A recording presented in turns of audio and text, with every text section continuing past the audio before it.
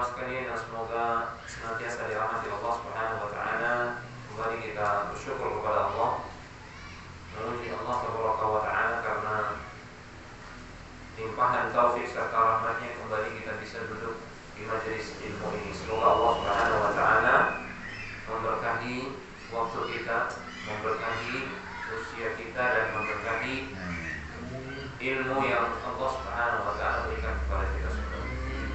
Salawat serta salam kita haturkan untuk baginda Rasulullah sallallahu alaihi wasallam, untuk keluarga beliau, juga para sahabat, dan tidak lupa seluruh umat beliau yang setia di atas sunnah hingga akhir zaman. Sebelum masuk ke kajian tadabbur Al-Quran kita, jemaah sekalian, sebagai mukaddimah, ada dua hal yang ingin Tiang sampaikan sebagai pengingat, nasihat untuk diri Tiang pribadi dan untuk kita semua. Yang pertama, sebuah hadis yang diriwayatkan oleh sahabat yang mulia Ubaidullah bin Mihsan Al-Khatabi radhiyallahu ta'ala anhu. Hadis hasan yang diriwayatkan oleh Imam At-Tirmidzi. Rasulullah sallallahu alaihi wasallam pernah bersabda, "Man asbaha minkum aminan fi sirrihi wa 'afan fi jasadihi wa 'indahu qutu yawmihi faka'annama hizat lahu dunya bi hadafiriha." Siapa yang di waktu pagi aman hidupnya, dia tidak merasa khawatir, tidak merasa terancam, aman keluarganya, dia berangkat kerja juga merasa aman, meninggalkan rumah, meninggalkan anak-anak, di tengah jalan juga dia tidak merasa takut, tidak ada yang dikhawatirkan, ya, tidur nyenyak, bekerja juga tidak ada yang mengancam, tidak ada perasaan yang mendatangkan kekhawatiran seperti dulu ketika musim gempa. Setiap malam kita resah tidur, ya, resah tidur. Walaupun sudah tidur di terpal atau di bawah tenda, masih kaget kalau ada getaran-getaran. Itu nikmat aman yang dicabut baru sedikit. Itu nikmat aman yang dicabut baru sedikit. Makan tidak enak, semua tidak enak. Nah, siapa yang di pagi hari diberikan rasa aman tersebut oleh Allah Subhanahu wa taala? Ini yang pertama. Kemudian di pagi hari itu juga, ya, mu'afan fi jasadi, dia diberikan kesehatan, tidak sakit, tidak harus dicolok-colok hidungnya untuk diswab, ya. Itu sakit, itu lumayan, saya pernah merasakan sendiri. Alhamdulillah negatif. Tidak sakit, enak makan dia karena tidak sakit. Sementara banyak orang harus tinggal berbulan-bulan bahkan di rumah sakit. Banyak orang yang harus diisolasi. Beberapa teman Tiang itu terpaksa dia harus diisolasi. Bahkan ada teman saya itu karena tuntutan perusahaannya 31 hari dia tidak keluar kamar hotel, tidak boleh keluar kamar hotel, ya. Walaupun makan enak tapi batinnya tersiksa, ya, seperti burung di dalam sangkar emas, ya. Itu nikmat sehat. Kemudian yang ketiga, siapa yang pada pagi hari itu dia punya bekal, indahu qutu yaumin, dia punya bekal walaupun khusus untuk hari itu saja. Bayangkan, bekal khusus untuk hari itu saja. Belum tentu, besok belum tentu ada. Tapi apa kata Nabi, kalau tiga hal ini berkumpul pada diri seseorang di waktu pagi hari, faka'annama hizat lahu dunya bihadafiriha, maka seakan-akan dia sudah miliki dunia itu dengan seisinya. Ini tiga hal ini sudah cukup sebenarnya. Sudah cukup ada pada diri kita, sudah bisa kita menikmati dunia yang fana. Justru kalau salah satu dari tiga ini dicabut oleh Allah Subhanahu wa taala nikmatnya, maka yang lain itu, kenikmatan dunia yang lain, justru akan terasa pahit. Maka terkait poin yang pertama ini, wajib kita bersyukur kepada Allah Subhanahu wa taala terkait nikmat yang kita dapatkan 3 hal ini di pagi hari ini. Nikmat rasa aman, kemudian sehat, dan apa lagi? Ada makan minum kita untuk hari ini. Terlebih ternyata kita punya stok. Saya yakin kita semua ini punya stok beras. Mungkin di kulkas kalau dibuka juga ada stok telur. Nabi cuma mengatakan yang punya bekal untuk hari itu, kemudian dia sehat, kemudian dia aman, tidak merasa takut, seolah-olah dia sudah miliki dunia dan seisi. Ini yang pertama, maka wajib kita syukuri. Dan salah satu cara kita bersyukur kepada Allah Subhanahu wa taala adalah dengan hadir di majelis ilmu seperti ini. Terus berjamaah terus, sholat berjamaah, menghadiri jamaah majelis ilmu. Ini salah satu cara kita bersyukur kepada Allah. Ini poin pertama ya mas sekalian. Kemudian yang kedua, yang ingatkan pada diri yang sendiri, kemudian kita semua, kita sekarang ini sedang berada di bulan apa? Bulan Rajab. Salah satu bulan haram. Inna iddatash syuhuri 'indallahi 12 syahran fi kitabillah yawma khalaqas samawati wal arda minha arba'atun hurum. Waalaikumsalam. Dzalika ad-dinul qayyim fala tadlimu fihinna anfusakum. Sesungguhnya bilangan bulan di sisi Allah Subhanahu wa taala berdasarkan hukum Allah ada berapa bulan? 12 bulan. Itu sudah Allah tetapkan semenjak Allah menciptakan langit dan bumi. Di antara 12 bulan itu ada 4 bulan haram. Dzulqa'dah, Dzulhijjah, Muharram, dan bulan Rajab, bulan yang sedang kita lalui. Ini bulan haram. Apa bulan haram maksudnya? Yang memiliki hurmat, kehormatan, kemuliaan. Dia tidak sama seperti bulan-bulan yang lain. Makanya kata dalam ayat ini disebutkan minha arba'atun hurum dzalika ad-dinul qayyim.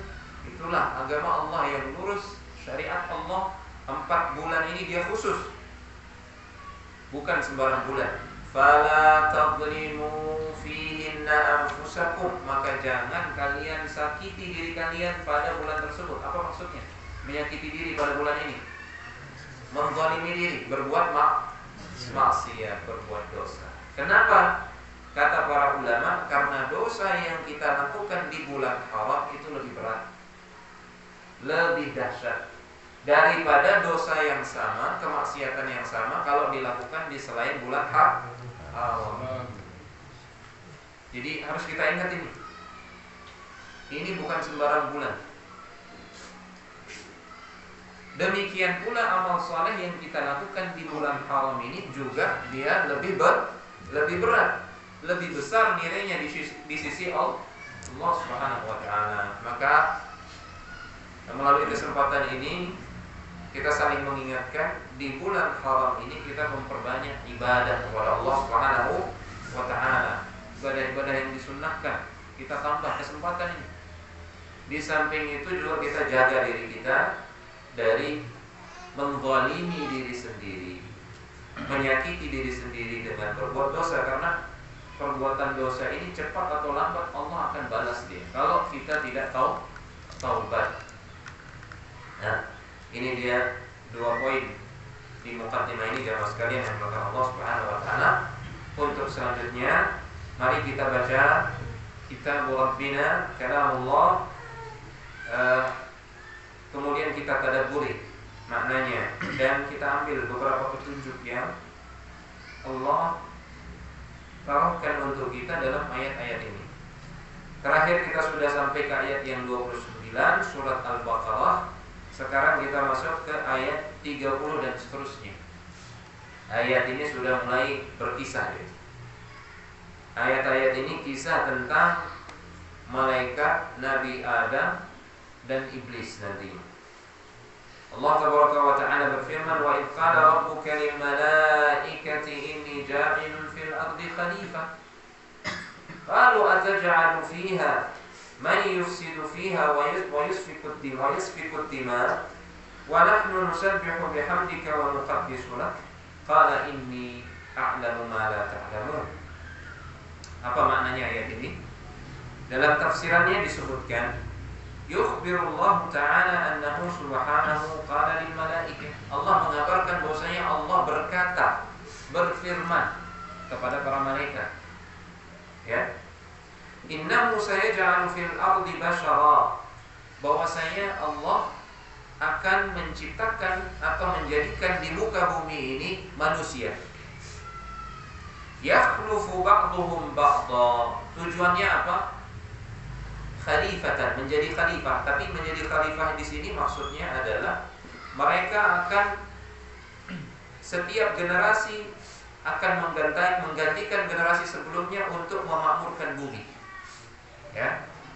Nanti generasi kita ini akan punah. Nanti anak-anak kita yang akan mewarisi kita, yang akan memakmurkan bumi ini. Tapi memakmurkan bumi ini dalam rangka apa? Lil qiyami bi imaratiha ala ta'atillah. Ini makna khalifah jamaah sekalian. Ya.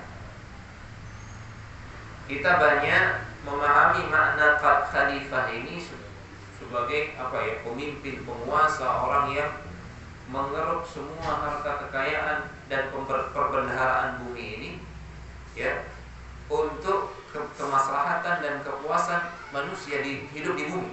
Itu yang kita pahami makna khalifah.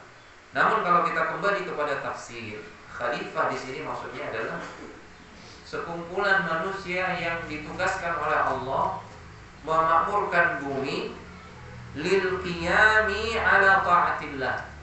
Dimakmurkan bumi ini kemudian digunakan untuk ketaatan kepada Allah Subhanahu wa taala. Jadi bukan hanya untuk memuaskan nafsu, bukan hanya untuk memakmurkan dunia ini, untuk menjadi yang paling kaya, yang paling berkuasa, tidak. Boleh menjadi orang yang kaya, tapi gunakan kekayaan dalam rangka ketaatan kepada Allah Subhanahu wa taala. Boleh menjadi pemimpin, tapi gunakan pemimpin untuk menolong agama Allah Subhanahu wa taala. Itu maksudnya. Nah, di sini malaikat mempertanyakan, ya, maksud Allah Subhanahu wa taala.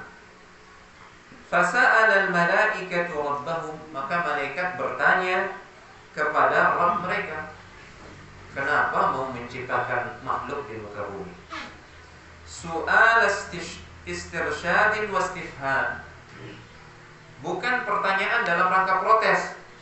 Beda seperti iblis, dia protes. Tapi malaikat ini dia bertanya bukan untuk menentang, tapi untuk ingin tahu kejelasan dari Allah Subhanahu wa taala. Apa hikmah Allah hendak menciptakan manusia di muka bumi? Anil hikmati min ja'li bani Adam khulafa'an fil ardi wa hum sayufsiduna fiha. Padahal nanti manusia itu akan melakukan kerusakan di muka bumi. Nah, dari mana para malaikat tahu manusia akan berbuat kerusakan di muka bumi? Dari mana para malaikat tahu? Sifatnya. Dari sifat. Padahal manusia belum diciptakan di muka bumi. Allah baru hanya mengabarkan dia akan menciptakan manusia di muka bumi. Dari mana para malaikat tahu manusia yang akan diciptakan itu akan melakukan kerusakan di muka bumi? Ada beberapa jawaban yang disebutkan oleh para ulama. Pertama, Allah sebelumnya sudah memberitahukan kepada malaikat, nanti saya menciptakan manusia. Manusia itu tidak seperti kalian yang selalu taat. Dia punya hawa nafsu, manusia. Dari situ langsung para malaikat sudah paham. Oh, kalau punya hawa nafsu ini pasti akan saling menzalimi. Ini satu, Allah sudah memberitahu. Kemudian jawaban yang kedua, kemungkinan malaikat dia berijtihad. Karena Allah berfirman, inni ja'ilun fil ardi khalifah, aku akan jadikan di muka bumi ini khalifah yang ngurus bumi ini. Langsung malaikat bisa paham, oh mereka akan dijadikan pengurus di bumi ini, berarti harus ada yang jadi pemimpin. Kalau ada yang jadi pemimpin, itu tandanya ada manusia-manusia yang akan melanggar hukum, ya kan? Kan fungsi pemimpin supaya menjaga manusia supaya tidak melampaui batas kepada manusia yang lain. Oh, berarti akan ada pertumpahan darah. Itu ijtihadnya malaikat. Kemudian yang ketiga, kemungkinan yang ketiga, sebelumnya di muka bumi ini Allah sudah ciptakan makhluk namanya jin. Nah, makhluk ini yang namanya jin ini juga melakukan kerusakan, pertumpahan darah. Akhirnya Allah tuntaskan mereka semua. Allah ganti mereka semua untuk Allah bermaksud untuk mengganti mereka dengan manusia untuk mengelola bumi ini. Jadi malaikat sudah tahu sebelumnya ada makhluk. Nanti kalau ada makhluk lagi, dia akan berbuat seperti makhluk sebelumnya, pertumpahan darah. Namun Allah tidak menyalahkan malaikat. Betul, manusia yang Allah akan ciptakan ini akan melakukan kerusakan di muka bumi, betul. Ya, tapi di balik itu semua ada hikmah yang Allah kehendaki. Ya, makanya di sini dikatakan qailin wa nahnu ahlu ta'atik. Ya. Para malaikat mempertanyakan, kenapa ya Allah engkau mau menciptakan makhluk lagi di bumi ini, sementara makhluk sebelumnya atau mereka nanti manusia ini akan berbuat dosa, kemaksiatan, kezaliman, pertumpahan darah. Apakah tidak cukup dengan kami? Kami ini selalu taat, tidak pernah bermaksiat kepadamu ya Allah. Nunazzihuka hamidina laka, kami selalu bertasbih, ya, menyucikan engkau. Wala nafturu an dzalika, kami tidak pernah bosan bertasbih, bersujud, ruku, beribadah kepada Allah Subhanahu wa taala. Makanya kehidupannya para sahabat itu selalu dalam ketaatan. Kehidupannya para malaikat selalu dalam ketaatan. Fa'ajabahumullahu an su'alihim. Allah akhirnya menjawab pertanyaan mereka, para malaikat. Apa jawaban Allah? Singkat. Inni a'lamu ma la ta'lamun minal hikamil bahirati fi khalqihi. Wahai para malaikat, aku tahu apa yang kalian tidak tahu, berupa hikmah penciptaan mereka manusia ini. Walaupun mereka manusia ini akan berbuat dosa, kemaksiatan, kerusakan di muka bumi, namun ada hal lain yang Allah cintai yang bisa diwujudkan dengan keberadaan manusia di muka bumi. Walaupun mereka punya hawa nafsu, nanti akan ada di kalangan mereka hamba-hamba Allah Subhanahu wa taala yang beriman, bertakwa, mendekatkan diri kepada Allah Subhanahu wa taala. Banyak hikmahnya, tapi Allah jawab singkat. Aku tahu apa yang kalian tidak tahu. Nah, di sini pelajaran berharga jemaah sekalian. Malaikat tidak tahu perkara gaib. Malaikat tidak tahu perkara gaib terkait detail apa yang akan terjadi di masa depan. Tidak tahu. Bahwasanya nanti di kalangan manusia itu Allah akan mengutus para nabi, akan memunculkan para nabi dan rasul. Sebutkan dalam sebuah riwayat 124.000 nabi, 300 sekian yang jadi rasul. Itu kan manusia-manusia mulia yang senantiasa beribadah dan taat kepada Allah Subhanahu wa taala walaupun mereka punya hawa nafsu. Malaikat tidak tahu nanti di akhir zaman Allah akan mengutus nabi yang terakhir, nabi yang paling mulia, Muhammad sallallahu alaihi wasallam. Ya. Dan banyak hikmah lagi yang lainnya. Tidak mungkin disebut satu persatu karena hikmah Allah itu maha luas, tidak terbatas. Sebagaimana maha luas ilmunya Allah Subhanahu wa taala tidak terbatas. Maka Allah jawab singkat dia. Aku tahu apa yang kalian tidak tahu, wahai para malaikat. Untuk itu, ya, jangan protes seperti iblis. Ya. Kalau kita tidak tahu tentang syariat Allah Subhanahu wa taala, maka kita bertanya. Ya. Kalau kita masih belum paham, jangan kita katakan syariat Allah yang salah, tidak masuk akal. Ini sifatnya iblis. Ya. Apa prinsip keimanan kita terkait syariat Allah, terkait aturan Allah? Sami'na wa ata'na. Lihat, ini kisah ini mengajarkan kita itu, jamaah sekalian. Ketika dijawab para malaikat oleh Allah, ini a'lamu ma la ta'lamun, saya tahu apa yang kalian tidak tahu. Maka para malaikat langsung tunduk mendengar taat, tidak berani protes lagi. Baik. Di ayat berikutnya Allah Taala berfirman, ayat ke-31 ya, wa 'allama Adama al-asma'a kullaha thumma 'aradahum 'ala al-malaikati faqala anbi'uni bi asma'i ha'ula'i in kuntum shadiqin. Nah, sekarang Allah mau menguji, mau memberikan ujian. Ya. Allah ingin memberikan salah satu contoh hikmah Allah dalam menciptakan manusia. Allah mau tunjukkan di hadapan para malaikat karena malaikat belum tahu. Ya, menunjukkan para malaikat ini juga ilmunya terbatas, sebatas apa yang diberitahukan oleh Allah Subhanahu wa taala. Seperti tadi kita katakan, malaikat tidak tahu perkara yang gaib yang akan terjadi di masa depan.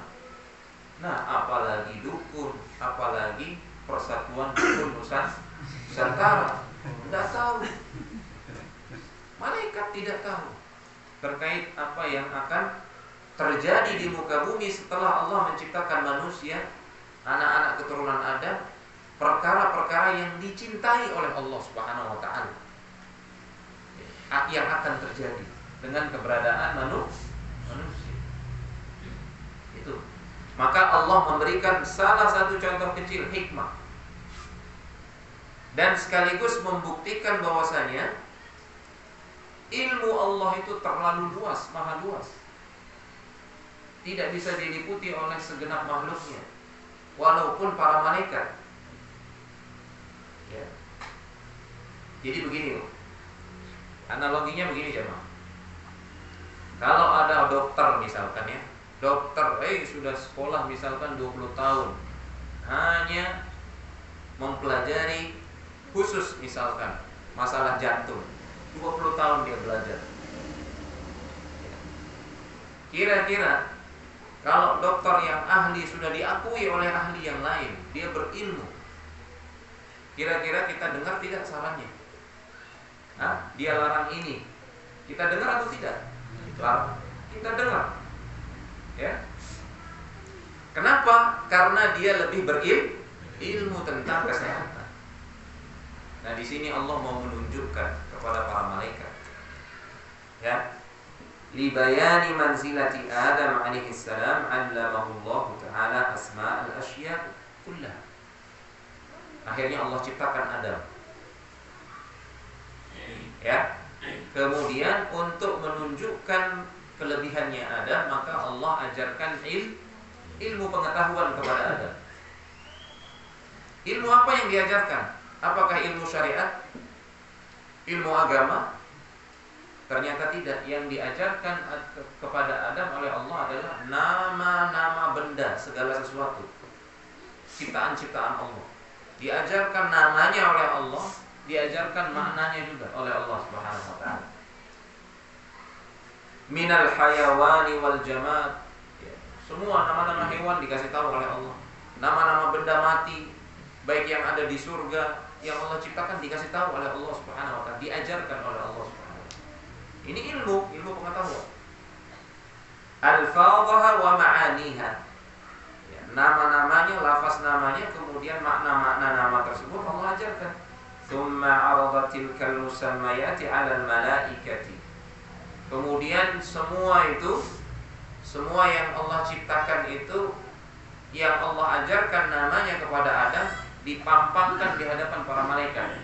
Nah, dipamerkan di hadapan para malaikat. Kemudian Allah berkata, akhbiruni bi asma'iha. Coba kalian, wahai malaikat, coba sebut namanya ini satu persatu. In kuntum shadiqina fima taqulun. Kalau kalian memang benar pada ucapan kalian. Kan sebelumnya malaikat mempertanyakan, ya Allah, kenapa engkau mau ciptakan manusia yang akan berbuat maksiat di muka bumi? Apa tidak cukup dengan kami? Kami kan selalu berbuat taat. Malaikat tidak tahu hikmah yang akan terjadi berupa hal-hal yang dicintai oleh Allah yang akan muncul dari manusia nantinya.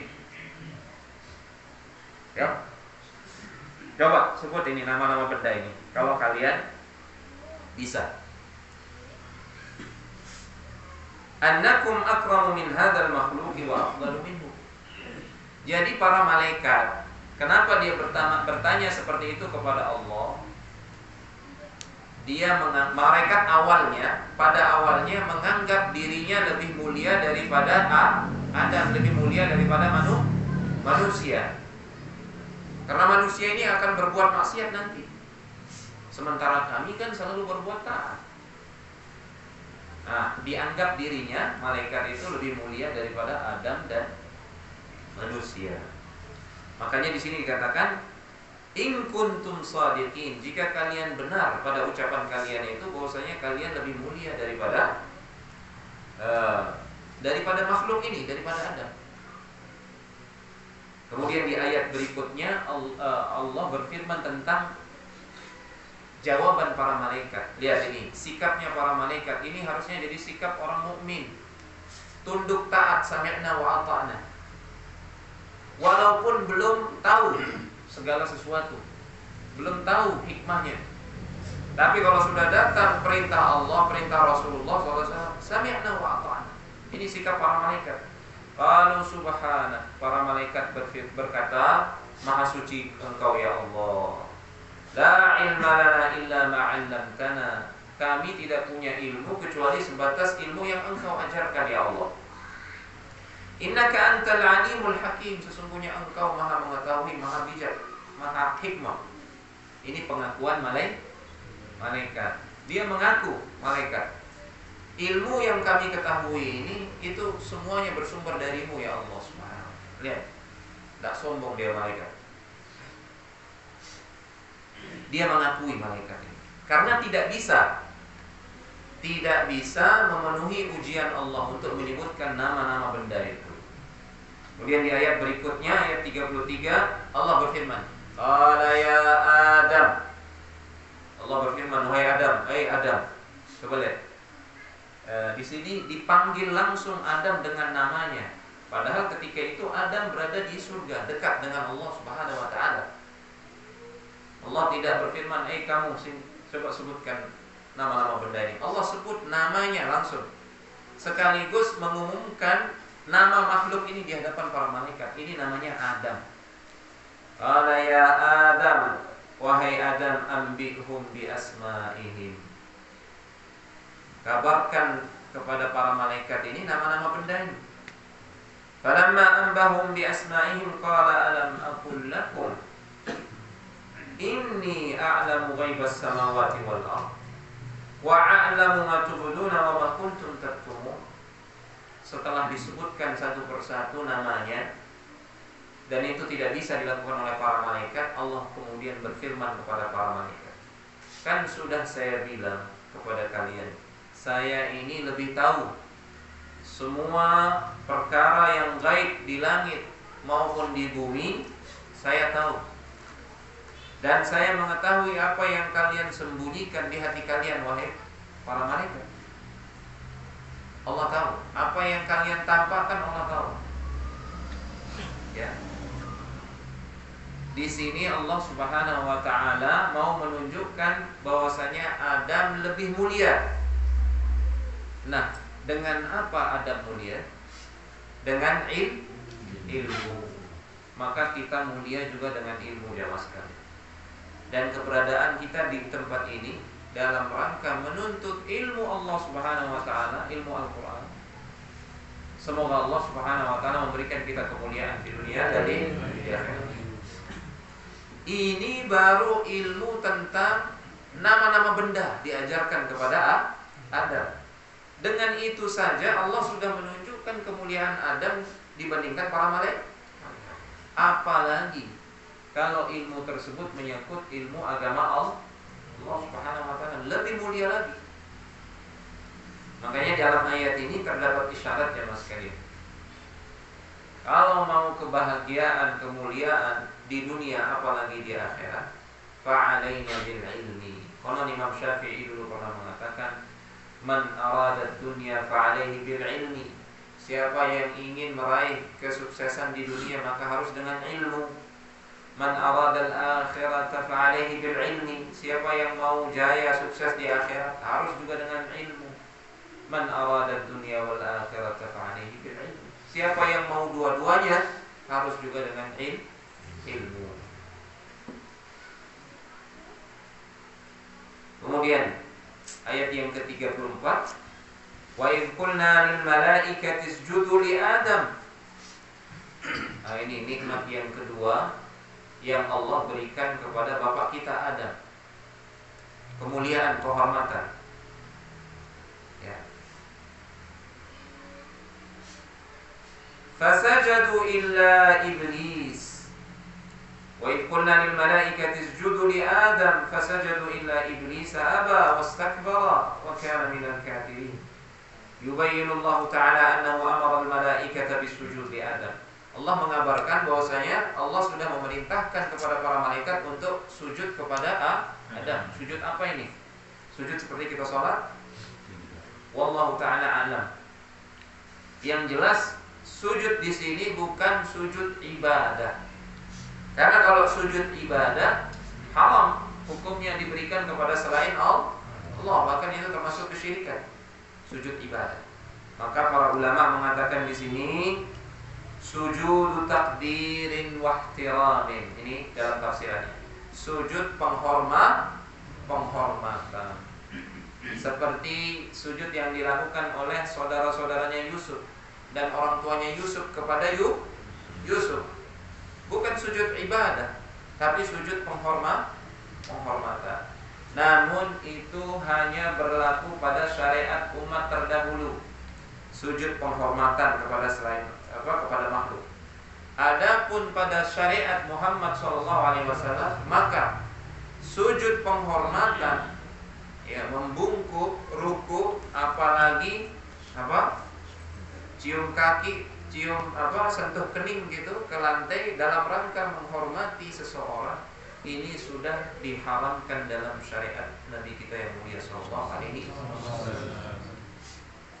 Itu boleh sujud penghormatan pada syariat umat terdahulu, tapi sekarang sudah dihapus dalam syariat Nabi kita. Maka sujud penghormatan kepada makhluk itu diharamkan, apalagi sujud ibadah. Sujud ibadah ini sudah sekali saja seseorang melakukannya kepada selain Allah, maka na'udzubillah dia keluar dari Islam.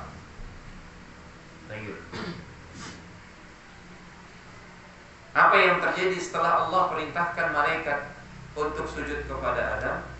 Fasajadu illa iblis. Semua mereka serempak sujud, memberikan sujud penghormatan. Ini juga dalil yang menunjukkan bahwasanya Adam lebih mulia daripada para malaikat. Lebih mulia. Ya. Ini juga yang menunjukkan bahwasanya manusia lebih mulia daripada bangsa jin. Bangsa jin. Tidak pernah Allah memerintahkan para malaikat untuk sujud kepada jin yang paling soleh misalkan. Tidak pernah. Tapi Allah pernah memerintahkan para malaikat untuk sujud, memberikan penghormatan kepada Adam alaihissalam. Itu sisi yang pertama, kita lebih mulia daripada bangsa jin. Makanya jangan minta kepada jin, jangan minta bantuan, jangan kerjasama. Kita lebih mulia. Wa annahu kana rijalun minal insi ya'uduna birijalin minal jin fazaduhum rahaqa. Ada sebagian manusia, ini jin yang Islam. Jin yang Islam, saleh, beriman, disebutkan dalam Al-Quran. Ini ucapan mereka. Sesungguhnya ada sebagian laki-laki dari kalangan manusia meminta bantuan dari kalangan jin.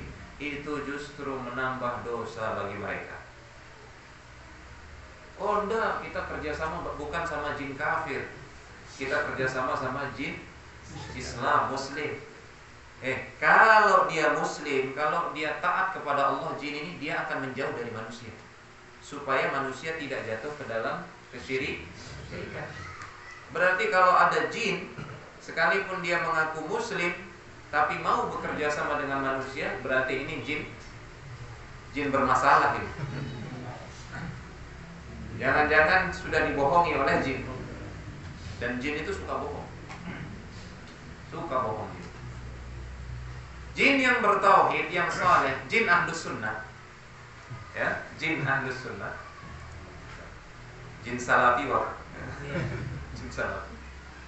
Dia tidak akan dekat-dekat dengan urusan manusia, supaya manusia tidak jatuh ke dalam kesyirikan. Nah, ini pegang prinsip ya Mas. Ya. Sekalipun para dukun itu mengatakan kita ini dukun putih bekerja sama dengan jin muslim, tidak ada dukun putih, semuanya dukun hitam, kerjasama dengan jin kafir semua. Ya. Kita lebih mulia daripada bangsa jin. Kenapa merendahkan diri kepada bangsa jin? Kita lebih mulia. Sisi yang kedua, kita lebih mulia. Nabi yang paling mulia, Rasul yang paling mulia, Rasul akhir zaman, yang pertama kali nanti akan mengetuk pintu surga dari kalangan manusia, baginda Rasulullah SAW. Nah, ini sampaikan kepada saudara-saudara kita yang masih terfitnah oleh dukun-dukun. Dukun itu kerjasama sama jin. Kita lebih mulia daripada jin. Allah sudah muliakan kita. Walaqad karramna bani Adam. Sungguh kami telah muliakan anak-anak keturunan Adam. Maka jangan kita rendahkan diri kita kepada mereka. Ya. Kemudian apa yang terjadi? Semua malaikat sujud illa iblis. Kenapa kok iblis ikut-ikutan di sini? Kan yang diperintahkan untuk sujud malaikat. Apakah iblis dari malaikat, dari kalangan malaikat? Tidak. Jadi sejarahnya iblis ini dulu dia taat sekali, rajin beribadah. Ratusan tahun dia beribadah, mungkin ribuan tahun dia beribadah kepada Allah. Luar biasa ibadahnya. Sampai para malaikat itu geleng-geleng kepala lah, artinya terkagum-kagum dengan melihat ibadahnya iblis. Kana minal jin. Dia berasal dari bangsa jin, iblis ini, bukan dari malaikat. Khuliqa min nar. Diciptakan dari api.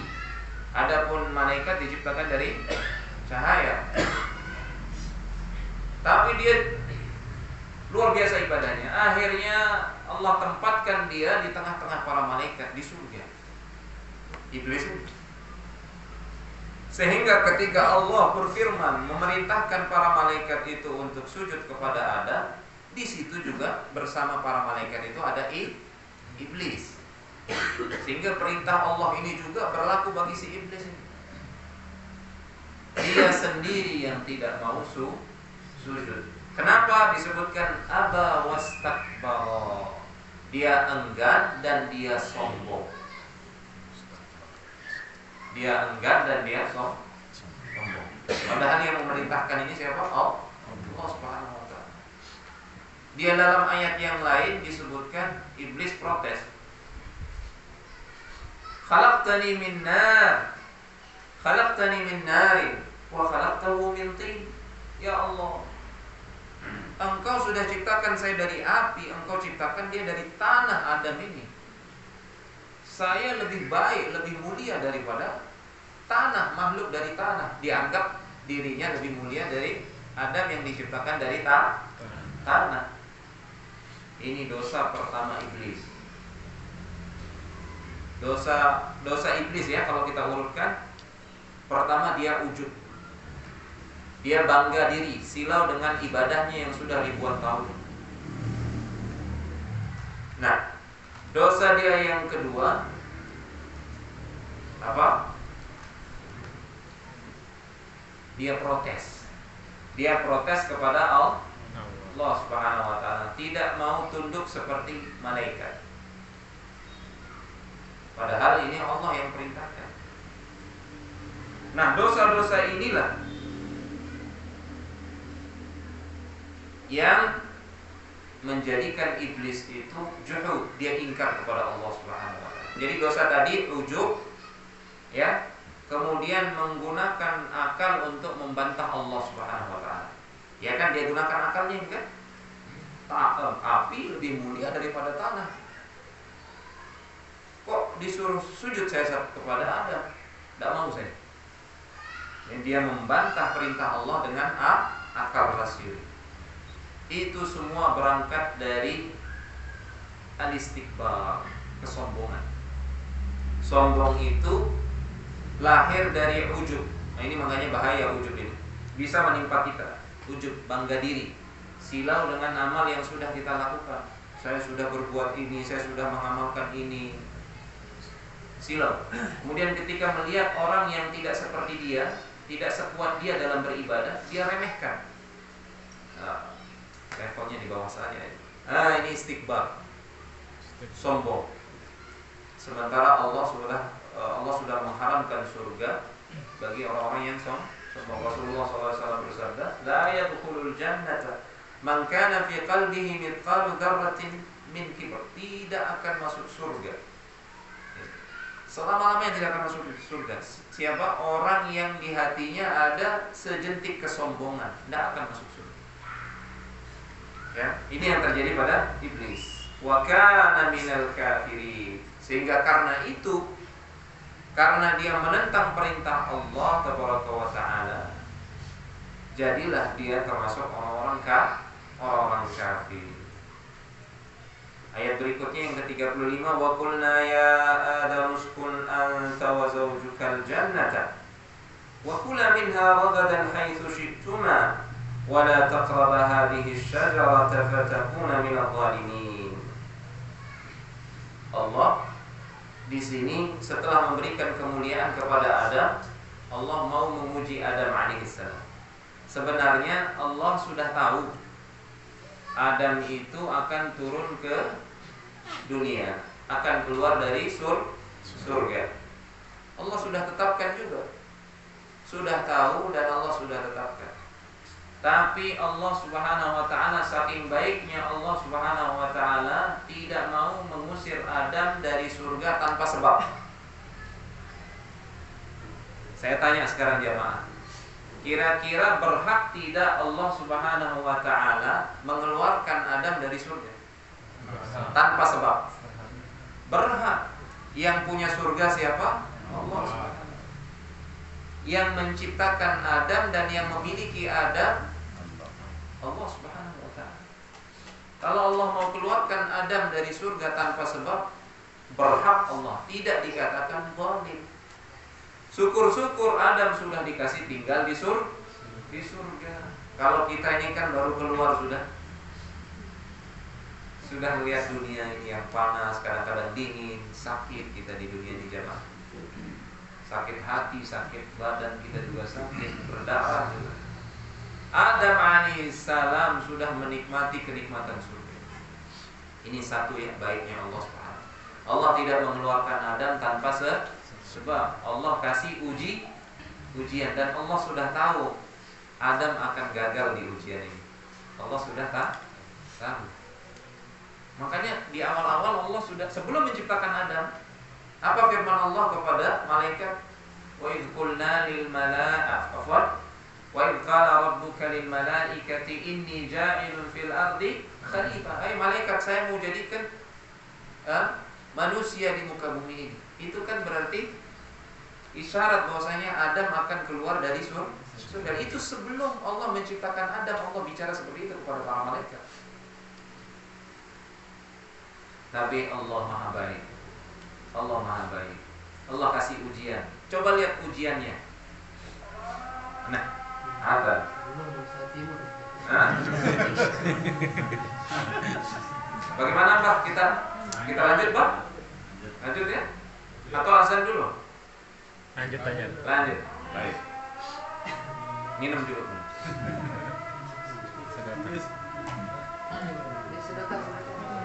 Dia lihat tahu tak? Bismillahirrahmanirrahim.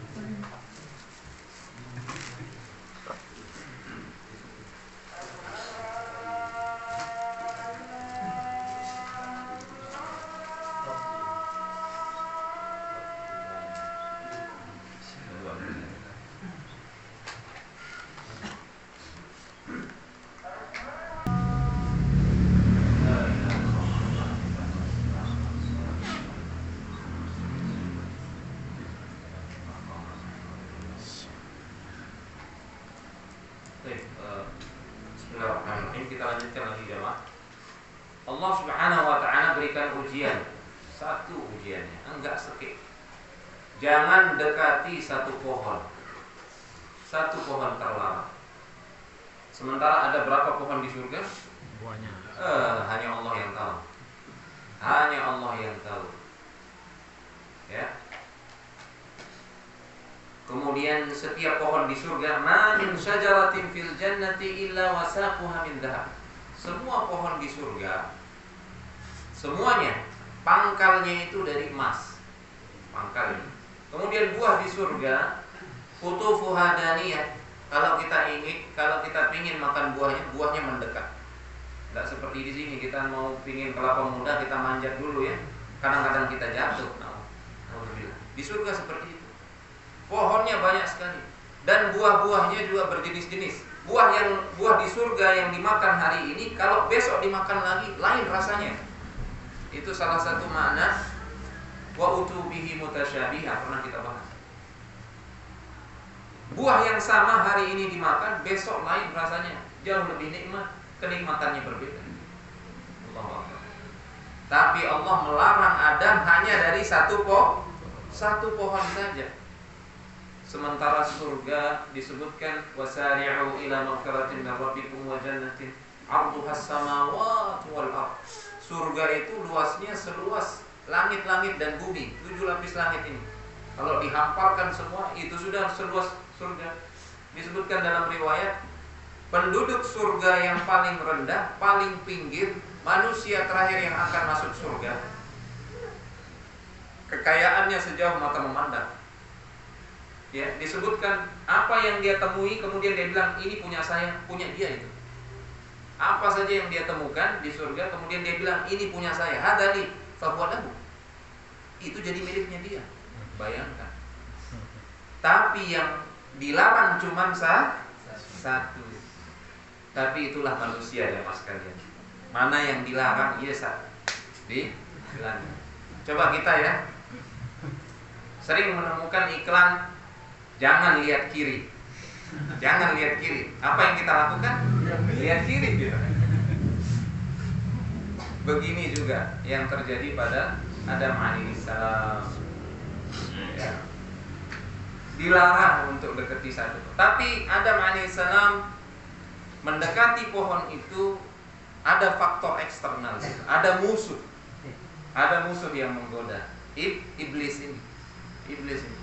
Makanya di ayat berikutnya dikatakan fa'azallahuma syaitanu anha fa'akhrajahuma mimma kana fi. Syaitan menggelincirkan keduanya. Maksudnya siapa? Adam dan Hawa. Itulah yang menyebabkan keduanya dikeluarkan dari surga. Ya. Padahal Allah sudah wanti-wanti, ini juga termasuk kebaikan Allah Subhanahu wa taala. Dilarang dari satu pohon. Bebas nikmati pohon kenikmatan yang lain, bebas. Satu aja jangan dekati. Nanti akan datang musuh yang menggodamu, menyuruh kamu untuk mendekati pohon ini. Dikasih tahu, Ibarat kita kalau ngasih ujian, dikasih tahu jawabannya. Ini jawaban yang salah. Jangan dekati jawaban ini. Saking baiknya Allah Subhanahu wa taala. Sudah dikasih tahu. Dikasih tahu, mending anunya ya. Jangan dekati satu pohon di surga ini. Pohon yang mana? Nggak tahu, saya rahasiakan. Mending begitu ujiannya. Tapi ini Allah kasih tahu pohonnya. Ini pohonnya. Nanti akan datang musuh yang akan menggodamu, menyuruh mendekati kamu. Kan ini luar biasa ini. Nggak ada dosen atau guru yang ngasih ujian seperti ini. Ya, tapi itulah. Karena memang ini sudah ditetapkan oleh Allah Subhanahu wa taala. Adam alaihissalam dalam ilmu Allah, dalam Al-Lauh Al-Mahfuz yang menulis catatan ilmu Allah sejak azali, 50.000 tahun sebelum Allah ciptakan langit dan bumi, Adam akan makan itu pohon, kemudian akan keluar dari surga. Ya. Wala taqraba hadhihi syajarata fatakuna minadh dhalimin. Allah sudah kasih tahu, jangan dekati. Ya. Kemudian kebaikan Allah lagi. Ternyata didekati pohon itu oleh Adam alaihissalam. Larangannya adalah jangan dekati. Apakah ketika Adam mendekati pohon itu langsung dikeluarkan?